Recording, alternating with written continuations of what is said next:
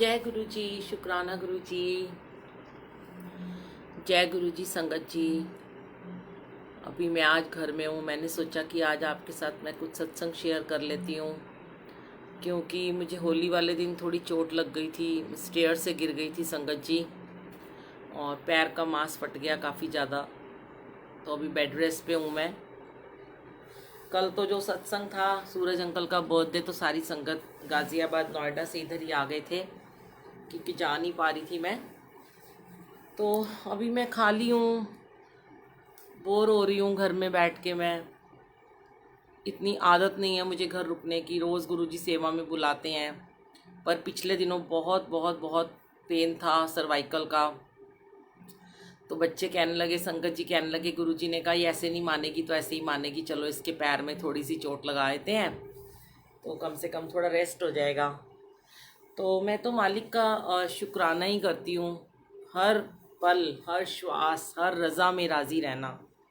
गुरुजी ने हमें यही सिखाया संगत जी, कि हर पल उनका शुक्राना ही बस करते रहो।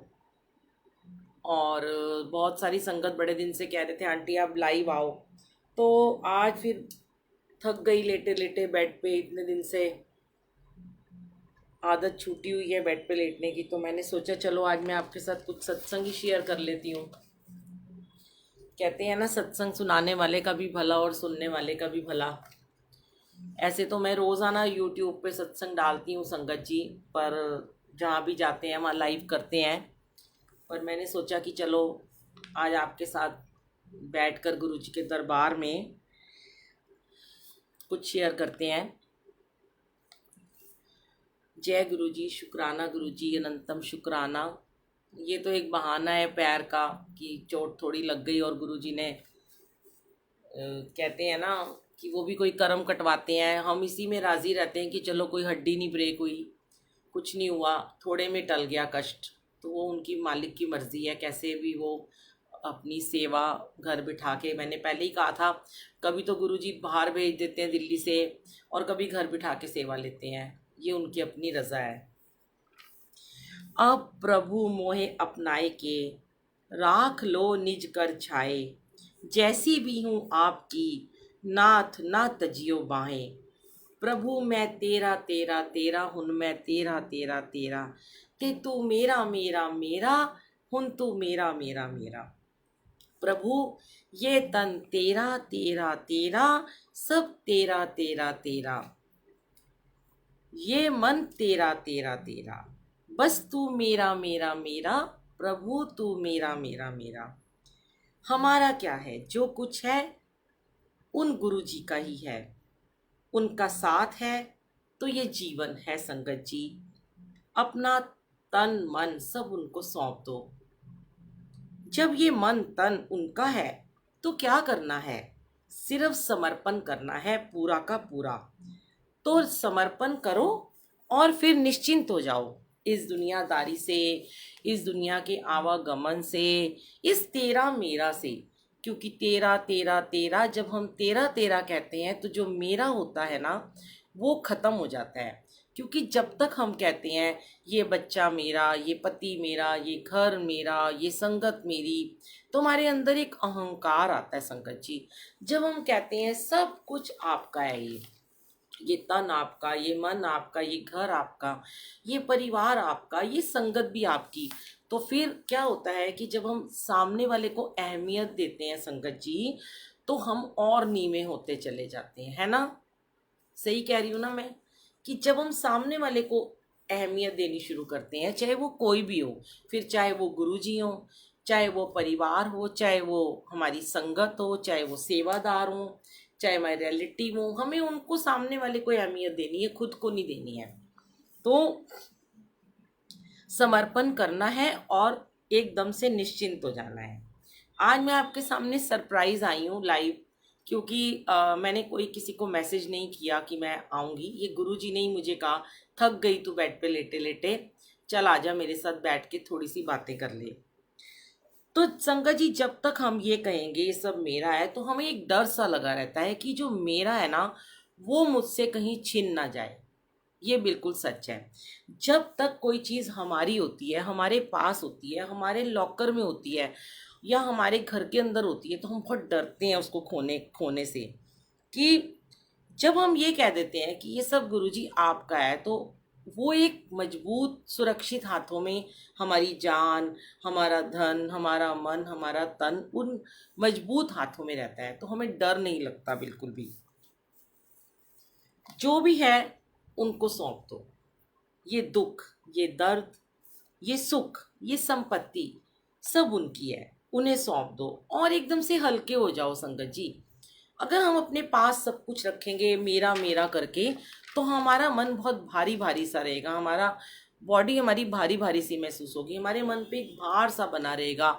और अगर हम सब कुछ उन्हें दे सौंप देंगे तो हम एकदम से हल्के हो जाते हैं।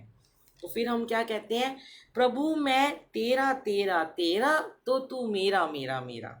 उसको अपना बस बना लेना है। और मेरे गुरुजी को तो मैं यही कहती हूँ, गुरुजी मैं तेरी तेरी तेरी, बस तुसी मेरे मेरे मेरे। अब खाली होने का ये मतलब है कि भिखारी बन जाओ, पूरे भिखारी हो जाओ, नीवे हो जाओ। करके देखो, जब आप भिखारी बनते हो ना संगत जी, तो प्रभु परमात्मा आपके ऊपर तरस जरूर खाते हैं, ये बिल्कुल सच है। आज एक बात और है कि जब हम गुरु जी से नहीं मिले थे, मैं ये सोचती हूँ कभी कभी अकेले में बैठ के, तो हम सब कितने एस्ट्रोलॉजी पे बिलीव करते थे। कभी हमने ये सोचते थे पता नहीं भाग्य कौन लिखता है, हमारा भाग्य, हमारी जन्म पत्री, हमारे पुराने कर्म धर्मराज ने लिखे होंगे, कौन से भगवान ने लिखे होंगे। पर जब हम एक नया जन्म लेते हैं संगत जी, तब आपको पता है कि रोज हमारे हाथों की लकीरें बदलती हैं। कैसे बदलती हैं? वो हमारे कर्मा से बदलती हैं। तो हमारा भाग्य हम कैसे, हमारा भाग्य कोई नहीं लिख सकता, हम खुद लिख सकते हैं।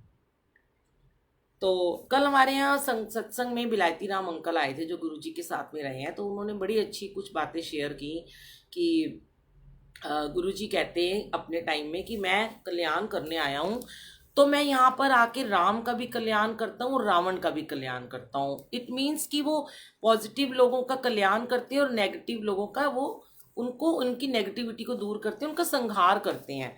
तो मुझे उनकी एक बात बड़ी अच्छी लगी जब उन्होंने ये कहा कि गुरु जी के टाइम में भी बहुत सारी संगत ऐसी होती थी संगत जी, कि जिनके ऊपर तंत्र मंत्र किया जाता था, तांत्रिक लोगों से उनको परेशान करवाया जाता था और वो एस्ट्रोलॉजर के पास जाते थे। तो फिर गुरुजी उनके इफ एंड बट ख़त्म करते थे।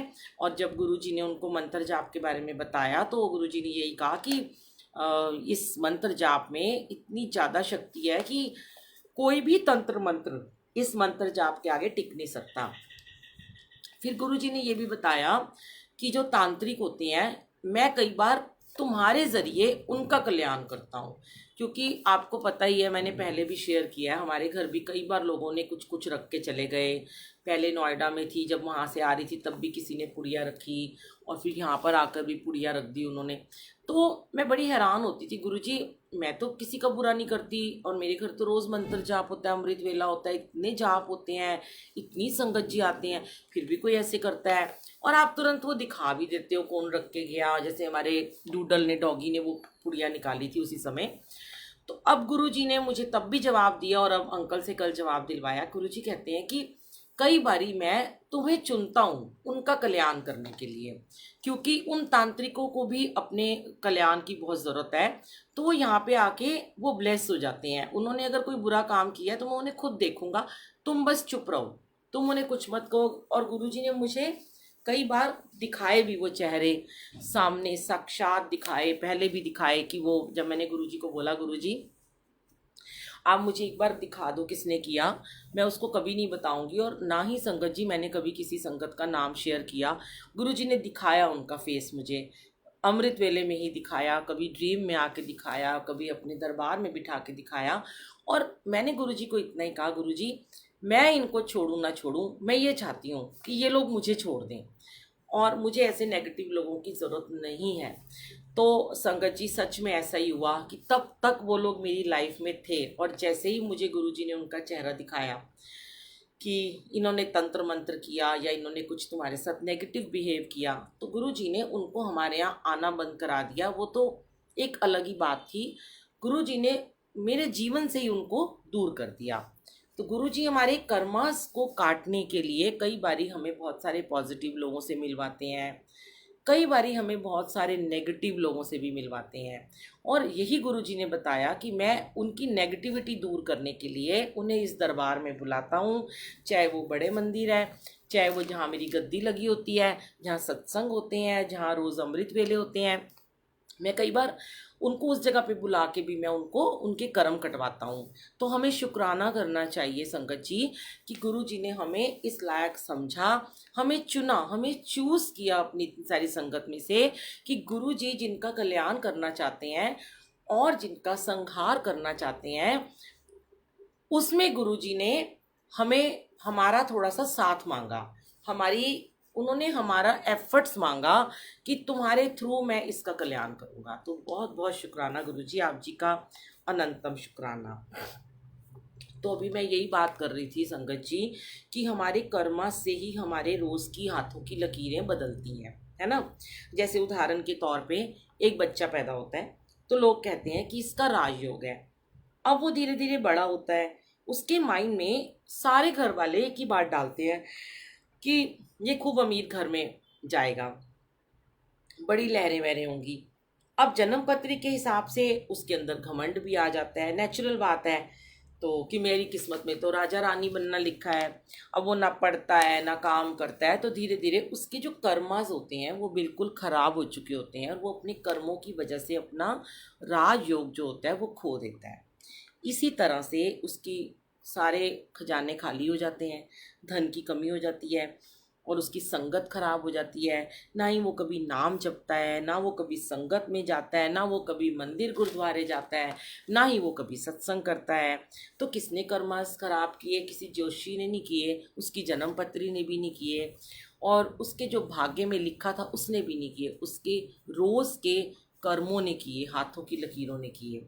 अब ऐसे ही कोई एक बच्ची या बच्चा किसी गरीब घर में पैदा होता है और लिखा जाता है उसके कर्माज में कि ये बहुत गरीबी में पलेगा, इसकी लाइफ में बहुत स्ट्रगल है, इसके माँ बाप भी नहीं रहेंगे। ऐसे जैसे कि मैं अपनी जर्नी आपको बताती हूँ कि मेरी मदर की डेथ भी मैं 7 साल की थी तभी हो गई थी, सबको पता है।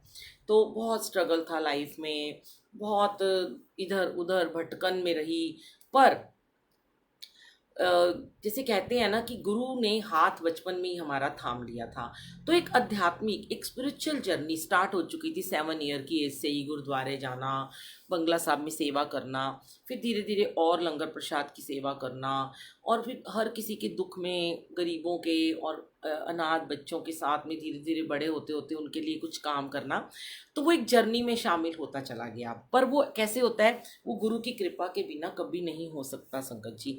तो जो इंसान इतनी गरीबी में पैदा हुआ और जो जिसके कोई माँ बाप नहीं है और जिसका कोई दुनिया में नहीं है, वो फिर भी एक स्पिरिचुअल जर्नी को प्राप्त कर रहा है, तो उसने अपने कर्मों से, मैं हमेशा कहती हूँ गुरु जी, मुझ में कभी भी घमंड ना आए, मैं हमेशा नीवी होके रहूं, मेरे में कभी अहम मत आन देना, मुझे और नीवा करना, और नीवा करना। जैसे जैसे मेरी स्पिरिचुअल यात्रा बढ़ती जाए, आध्यात्मिक यात्रा, मुझे नीवा नीवा नीवा करते रहना। यही मैं गुरु जी से हमेशा मांगती हूँ। तो हमारी स्पिरिचुअल जर्नी हमने खुद उसको डिसाइड किया, हम उस राह पे चल चल पड़े ना। अब वो राह हमें किसी ने बताई नहीं, वो हमारे माइंड में थॉट आते थे, वो कौन डालते हैं? हम नहीं डाल सकते, परमात्मा ही डालते हैं। क्योंकि परमात्मा को पता होता है कि तुम्हारी स्पिरिचुअल जर्नी तुम्हें आगे कहाँ लेके जाएगी। गुरु जी आपको चूज करते हैं कि आपके थ्रू और लोग भी उस प्रभु से, उस सिमरन से, उस वाहिगुरु से, उस गुरु से, उस जय गुरु जी से उनसे जुड़ेंगे, उस बड़े मंदिर से जोड़ना, उनको बताना, एक रास्ता बताना कि ये परमात्मा की राह है, यही राह सच्ची सुच्ची राह है। तो गुरु जी ने वो हाथ हमेशा थामी रखा और भाग्य की लकीरों को बदल दिया। आज क्या नहीं है हमारे पास, मैं शुक्राना करती हूँ, अनंतम शुक्राना मेरे मालिक का। बच्चे भी अच्छे सेटल हैं, एक बेटी बाहर रहती है, एक यहाँ शादी है, इतनी अच्छी सेटल है, अपना बिजनेस कर रही है, बेटा इतना अच्छा बिजनेस कर रहा है, हस्बैंड इतने अच्छे हैं, संगत का इतना प्यार मिल रहा है, पैसा है, लाविश लाइफ जी रही हूँ, रोज़ ऐश करती हूँ। क्या चाहिए था जीवन में? वो एक फेस था, वो ख़त्म हो गया। लेकिन अपने कर्मों से अपने भाग्य को आप बना सकते हो। इसीलिए कहते हैं गरीब अमीर कोई कुछ नहीं होता, अपने हमारा भाग्य हम खुद लिखते हैं। कहते हैं हमें अपने हाथों की लकीरों को खुद अपने प्रभु से बदलवाना आना चाहिए। हमें अपने माथे की लकीरों को जितना हम झुकेंगे, जितना हम दरबार में, गुरु जी के दरबार में मत्था टेकेंगे, जितनी बार हम माथा टेकते हैं, जैसे मैं अपने इस रूम में आती हूँ, एक बार आऊँ दिन में, 2 बार आऊँ, 5 बार आऊँ, उतनी बार गुरु के चरणों में माथा टेकना, गुरुद्वारे जाके, मंदिर जाके, जहाँ भी आप जाते हो, जितनी बार आप माथा टेकते हो उतनी बार आपके माथे की उल्टी लकीरें सीधी हो जाती हैं संकट जी। ये बिल्कुल सच है, क्योंकि यही हमारे कर्मास हैं, जिसके अंदर आपको भक्ति का रस भरना है, जिसके अंदर आपको सिमरन का रस भरना है।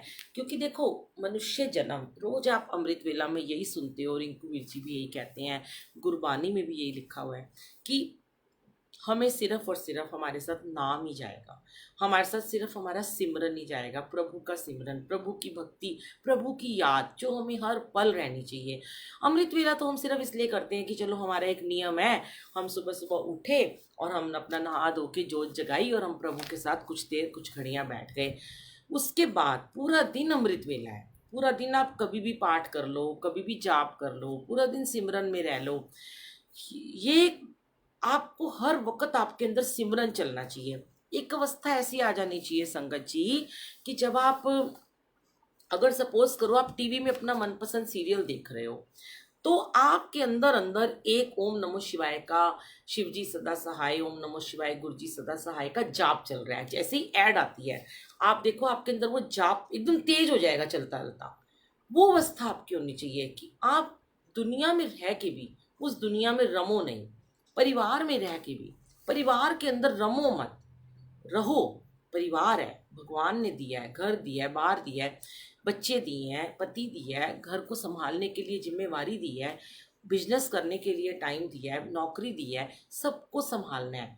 पर सबको संभालते संभालते उस परमात्मा को नहीं भूल जाना संगत जी। जब वो परमात्मा की याद हम भूल जाते हैं, तब हमें दुख आते हैं।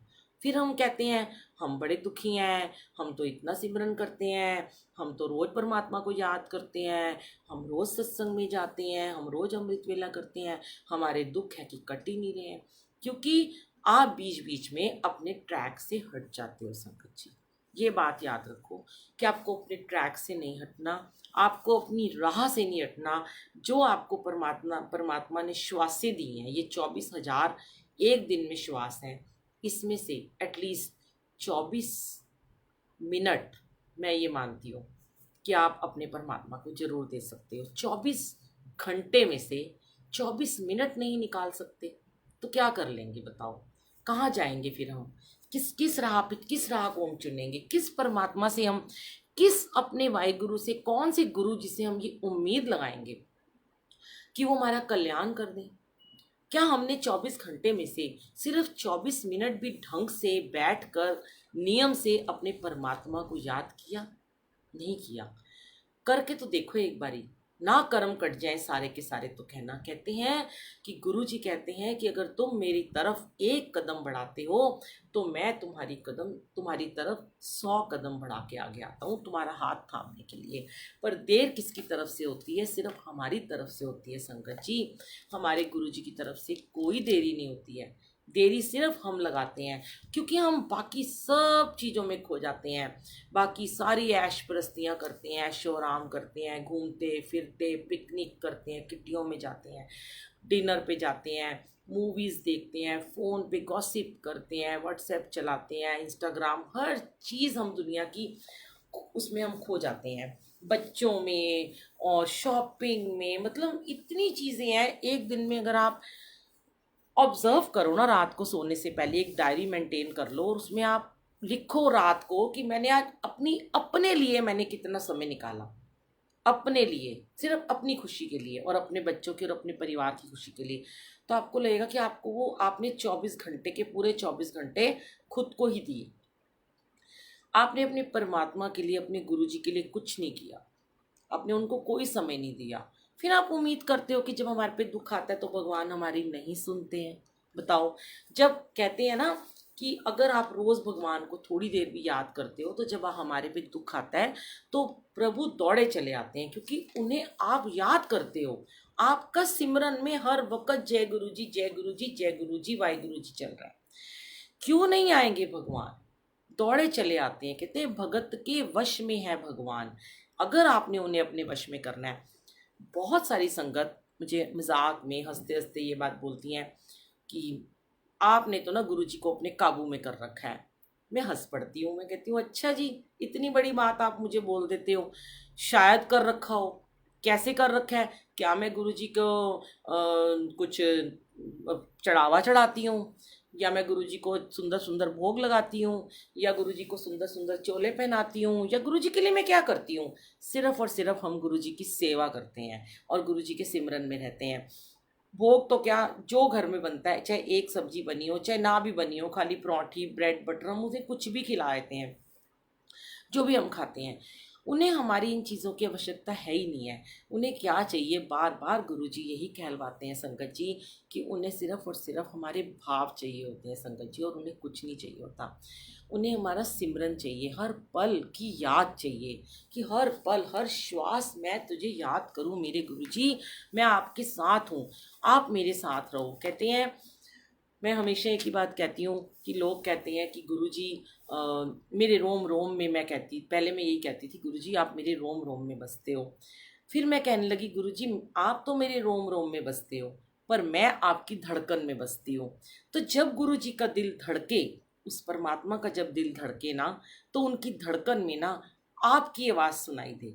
जैसे कि मेरे गुरुजी का दिल धड़कता है तो उनको लगता है मेरी बुलबुल मेरी वीरा मुझे हर वक्त याद करती है ना। एक नाम उनकी धड़कन में गूंजना चाहिए। कैसे गूंजेगा वो नाम?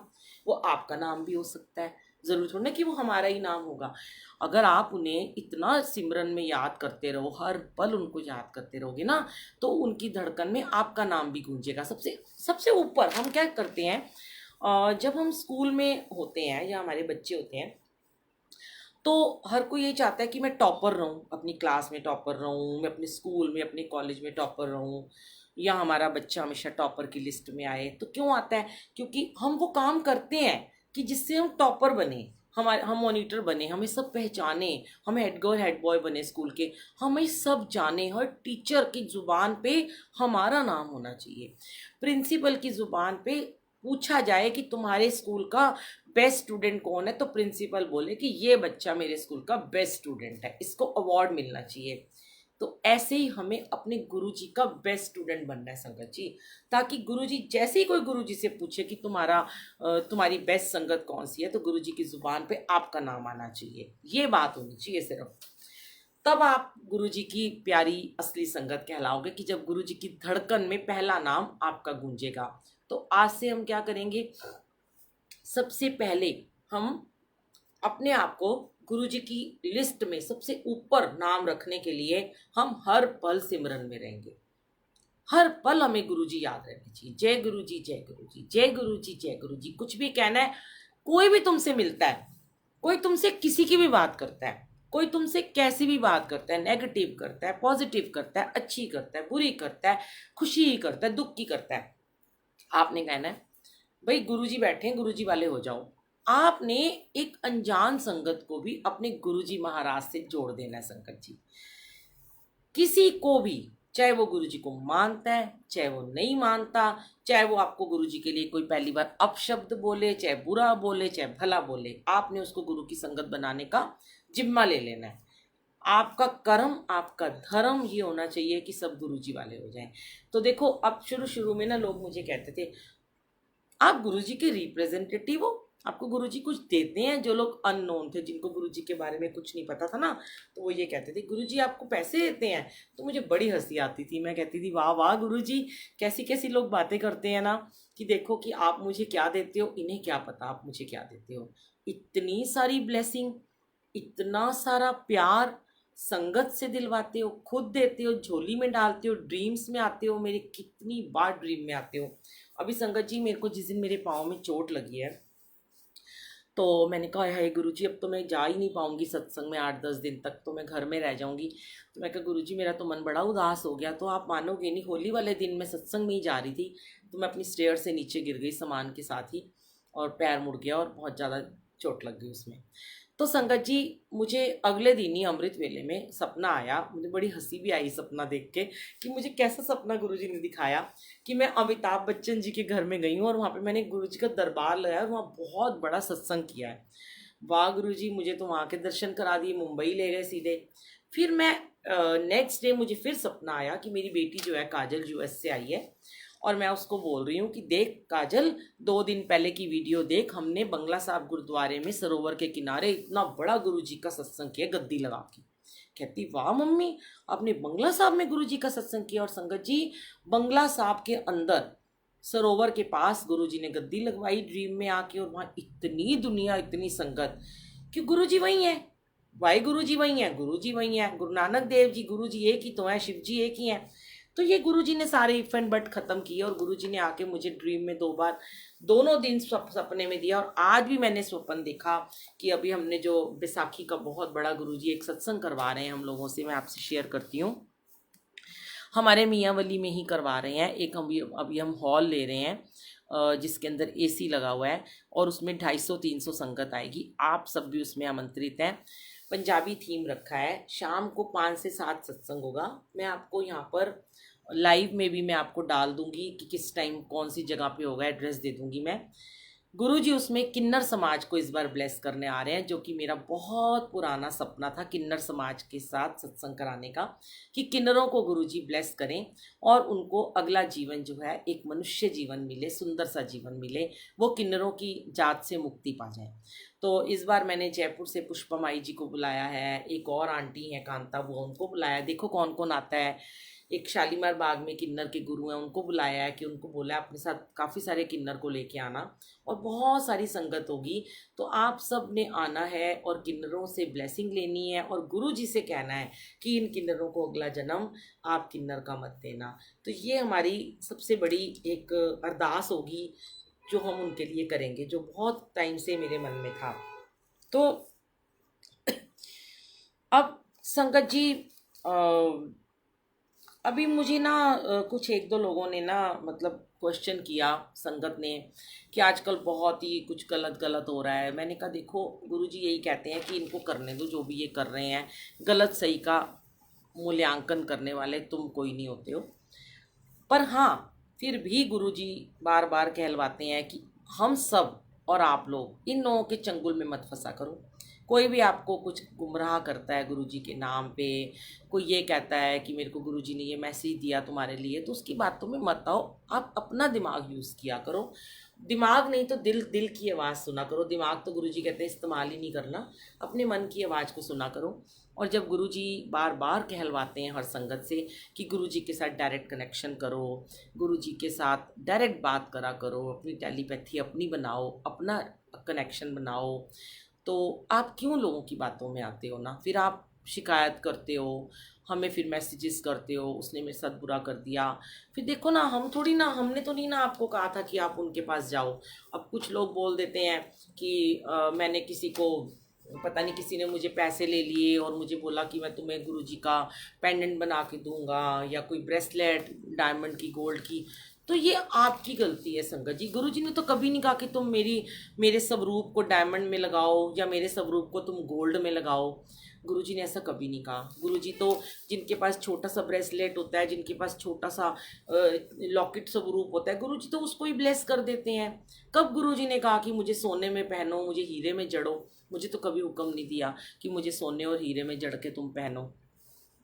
तो मेरे को तो जो माला पहली बार गुरुजी ने ब्लेस की थी, मैं तो वही माला हमेशा पहनती हूँ और बहुत सारी माला है मेरे पास, पर पता नहीं उसके बाद मुझे अलग ही प्रेम है।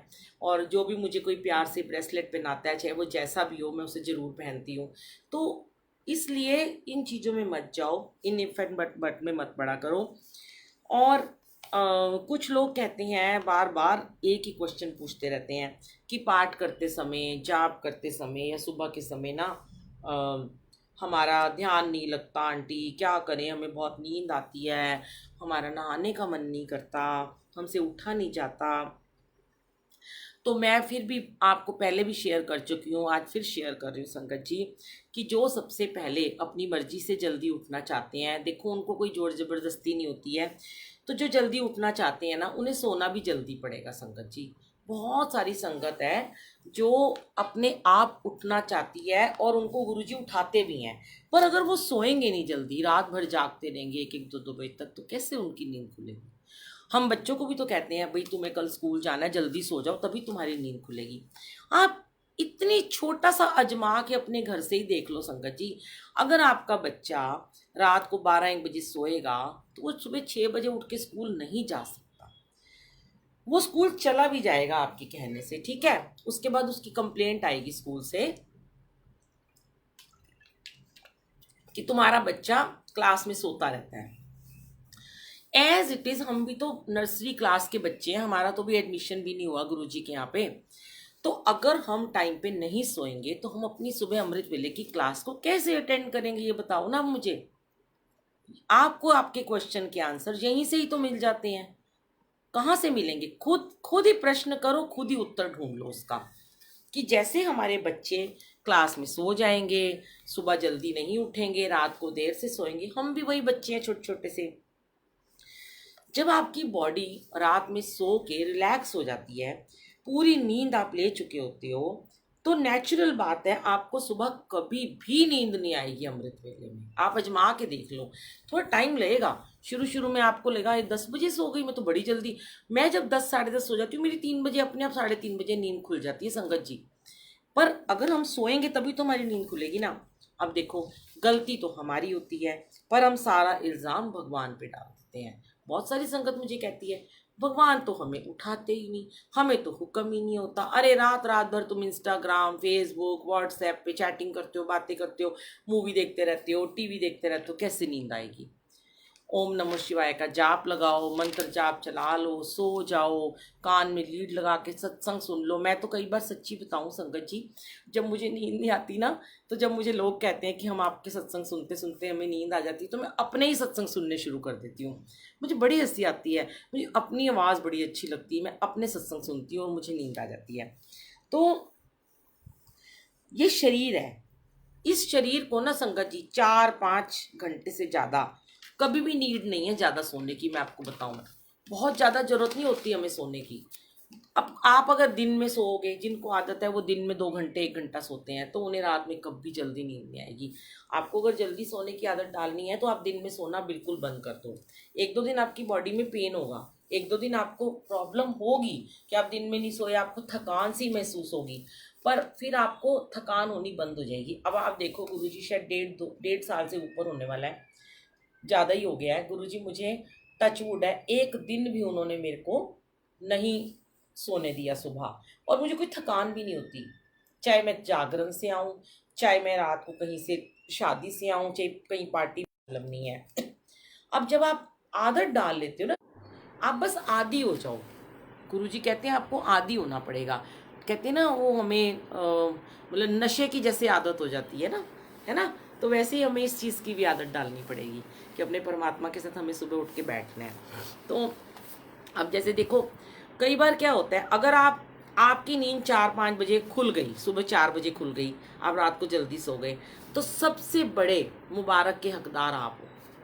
आपको गुरुजी मुबारकबाद देते हैं, और खुद को अप्रिशिएट किया करो उस समय कि हाँ, अपने आप को, लोगों को मत बताओ कि मैं उठता हूँ, खुद को अप्रिशिएट करो, वाह गुरुजी आज तो आपने मेरे कर्म कटवा दिए, मुझे जल्दी उठा दिया। अब जैसे हमें ट्रेन पकड़नी हो, फ्लाइट पकड़नी हो, तो हम उठते हैं ना, अलार्म लगा के सोते हैं कि हमारी ट्रेन ना छूट जाए, हमारी फ्लाइट ना छूट जाए, 5 बजे जाना है, 6 बजे जाना है, कैब आती है, चले जाते हैं। सेम ऐसे ही सोचो कि अगर हम नहीं उठेंगे तो हमारा अमृत वेला छूट जाएगा, तो हमारे कर्म वहीं के वहीं फिर से खराब हो जाएंगे।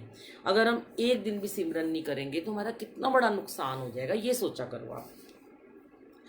अब हमें कई बार संगत को लगता है तो बड़ी मेहनत का काम है, हाय उठना कितनी बड़ी मेहनत करनी पड़ती है, पर ये आपको ही करनी पड़ेगी, एफर्ट्स तो खुद ही करने पड़ेंगे।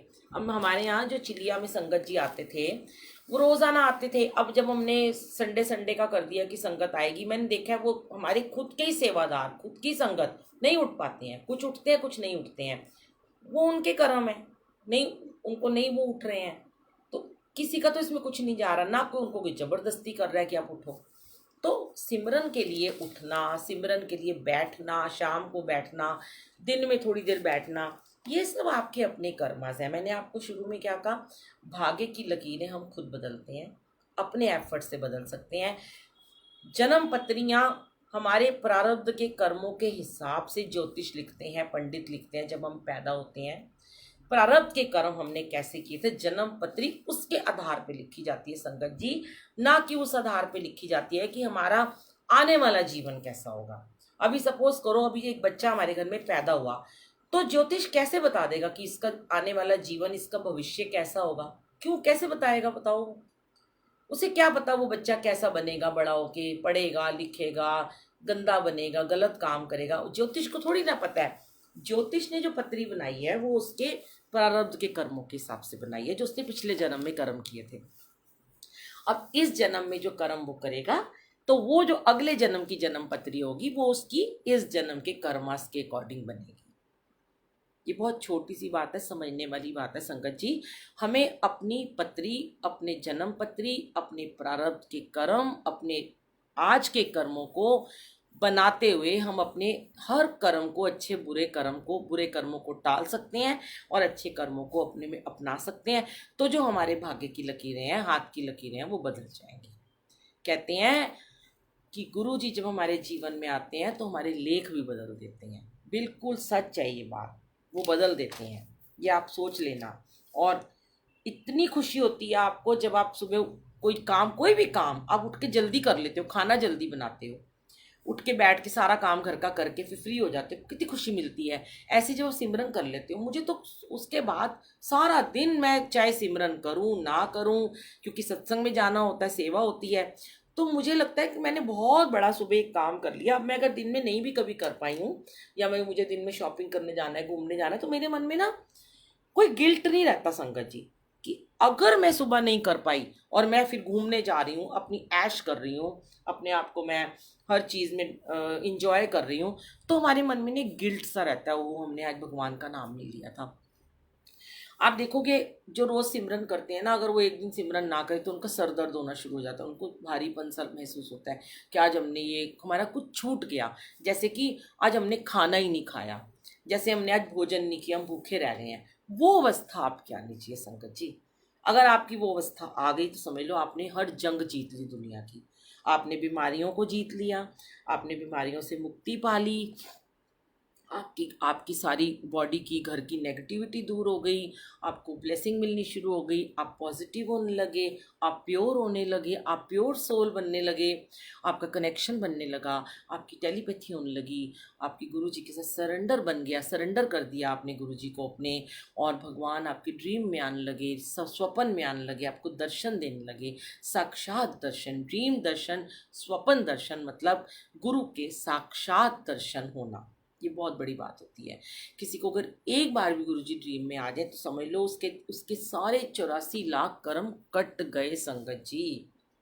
तो क्या चाहिए बताओ? प्रॉमिस करो अपने परमात्मा से कि हम रोज सिमरन करेंगे, हम रोज अपने भाग्य की लकीरों को हम खुद बदलेंगे। कोई नहीं आएगा आपकी डेस्टिनी को चेंज करने के लिए। भगवान भी ऐसे नहीं आते हैं, आप सोचो कि भगवान आपकी डेस्टिनी को चेंज करके करने के लिए आ जाएंगे, नहीं। भगवान ने आपकी डेस्टिनी तब चेंज करनी है जब आपने भगवान के साथ कुछ एफर्ट्स करने हैं, उसको अपना समय देना है। आप किसी को टाइम देते हो तभी कोई आपको टाइम देता है। देखो एक और बात बताती हूँ, आपका बच्चा स्कूल जाता है, अब अपने बच्चे, आपका बच्चा जब स्कूल में क्लास वर्क कंप्लीट करके पढ़ के आता है तो उसको होमवर्क मिलता है। अब वो घर आता है, अगर आप उसको होमवर्क कराने में हेल्प करते हो तभी वो होमवर्क करता है। अगर आपके पास टाइम नहीं है तो आप उसकी ट्यूशन लगाते हो तभी वो होमवर्क कर पाता है, आगे पढ़ पाता है। अगर आप उसको टाइम नहीं दोगे, उसको बिल्कुल ध्यान नहीं दोगे, ना उसको ट्यूशन भेजोगे, ना उसका काम करने में, उसको होमवर्क करने में मदद करोगे, तो वो फेल हो जाएगा ना, वो नहीं पढ़ पाएगा, पीछे रह जाएगा क्लास में। तो टाइम दिया आपने अपने बच्चे को, तभी आपके बच्चे ने अच्छे नंबर लेके आए। ऐसे ही अगर आप भगवान को टाइम दोगे तो गुरुजी आपको फर्स्ट लेके आएंगे क्लास में, अच्छे नंबरों से पास करेंगे, नेक्स्ट क्लास में आपका एडमिशन करेंगे, टॉपर बनाएंगे आपको, और गुरुजी के दिल की धड़कन में सबसे ऊपर नाम आपका होगा संगत जी। समझ आया कुछ? अच्छा लगा आपको आज का सत्संग? ये तो बैठे बैठाए गुरुजी ने आज करवा दिया। मैं तो आराम से आज घर में रेस्ट कर रही थी। जय गुरु जी, शुक्राना गुरु जी।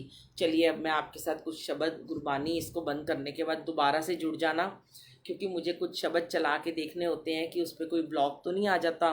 तो वो मैं अभी आपके साथ आऊँगी, दोबारा से शब्द आपको सुनाती हूँ। जय गुरु जी, अनंतम अनंतम शुक्राना। Love you Guru ji, love you all संगत जी।